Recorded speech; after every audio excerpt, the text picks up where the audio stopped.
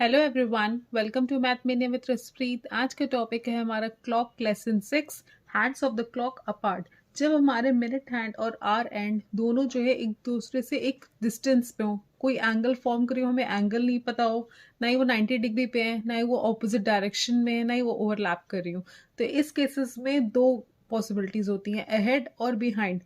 कैसे? सपोज जैसे हमारा कोई क्वेश्चन है, at what angle between 3 and 4 with both the hands of the clock at 4 minute apart. 3 and 4 के बीच में है, इसका मतलब जो हमारी आर एंड होगी वो समथिंग इन बिटवीन यहाँ पे होगी।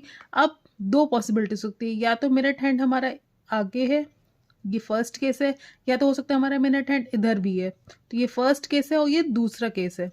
ठीक है, अब देखिए इस तरह के क्वेश्चंस में जब ये पूछ रहा हो कि किस टाइम पे दोनों एक दूसरे से अपार्ट में है, या तो हो सकता है ये इधर भी हो सकती है, कहीं भी हो सकता है, हमें नहीं पता किस डायरेक्शन में है, लेकिन आगे पीछे हो सकती है। मतलब जो हमारा आर एंड है उसके आगे भी मिनट हैंड हो सकता है, या तो उससे पीछे भी हो सकता है। दो पॉसिबिलिटी आपको हर क्वेश्चंस में दिखेंगी।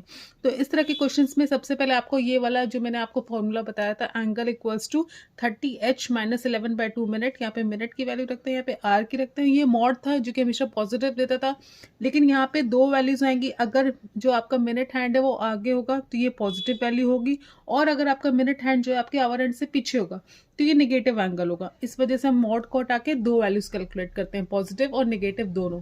मतलब एक बार हम आगे लेके चलते हैं मिनट हैंड को, एक बार हम पीछे लेके चलते हैं। अब देखो, जब आपका मिनट हैंड जो है उसने कंप्लीट रोटेशन किया, पूरा उसने 12, मतलब यहाँ से 12 से स्टार्ट हुआ, 12 पे वापस गया, तो इस केस में उसने कितना एंगल फॉर्म किया? 360 डिग्री का एंगल। और ये एंगल फॉर्म करते टाइम, 360 डिग्री एंगल फॉर्म करते उसको टाइम कितना लगा? 60 मिनट्स लगा। तो आप ये कह सकते हो, यहाँ से डिवाइड करो 66 जा, मतलब 1 मिनट में टोटल 6 डिग्री होती है। ये आप इक्वेशन फॉर्म कर सकते हो। इन दो इक्वेशन का यूज करके आपने क्वेश्चन सॉल्व करना है। चलिए हम स्टार्ट करते हैं। At what time between 3 and 4 will both the hands of the clock be at 4 minutes apart. 4 minute apart है, आपको एक फॉर्मूला पता है, 1 मिनट इक्वल्स टू 6 डिग्री। जब 4 मिनट्स अपार्ट है तो कितनी डिग्री फॉर्म करेंगे? 4 इंटू 6 दैट इज 24 डिग्री। इसका मतलब ये 24 डिग्री पॉजिटिव भी है और ये नेगेटिव भी, दोनों फॉर्म में, क्योंकि एक बार ये आगे एक बार पीछे है। तो ये आगे तो यहाँ पे 24 डिग्री, और अगर ये पीछे तो यहाँ पे -24 डिग्री।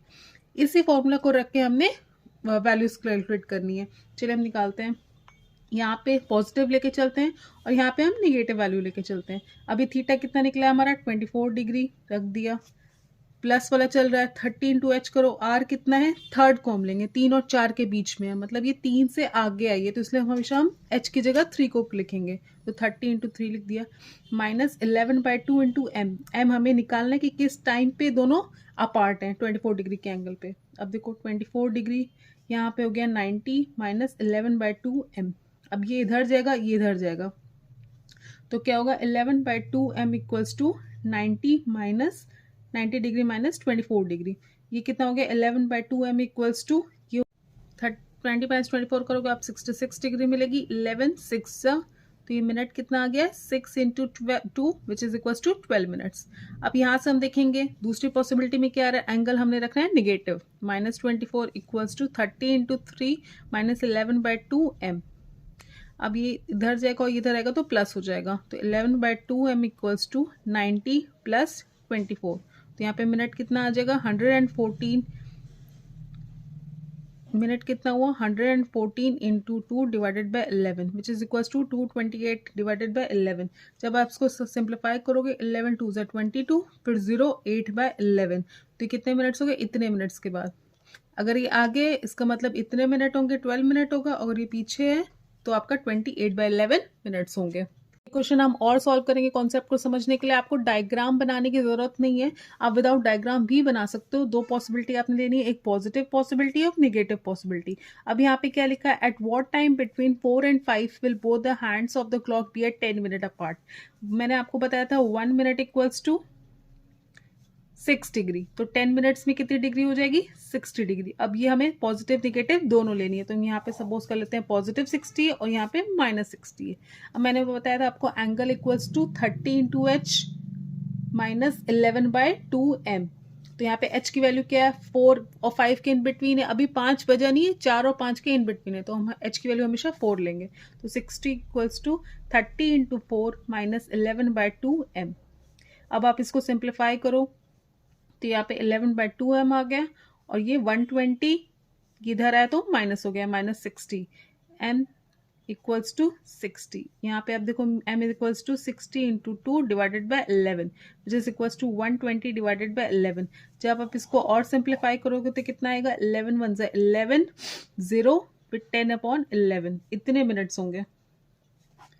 नेक्स्ट हमने क्या करना है, सेकंड पॉसिबिलिटी में इसको निगेटिव वैल्यू लेनी है। चलिए निगेटिव ले लिया तो -60 इक्वल्स टू 30 इंटू एच की वैल्यू कितनी है 4, -11/2 इंटू एम की वैल्यू हमें फाइंड आउट करनी है।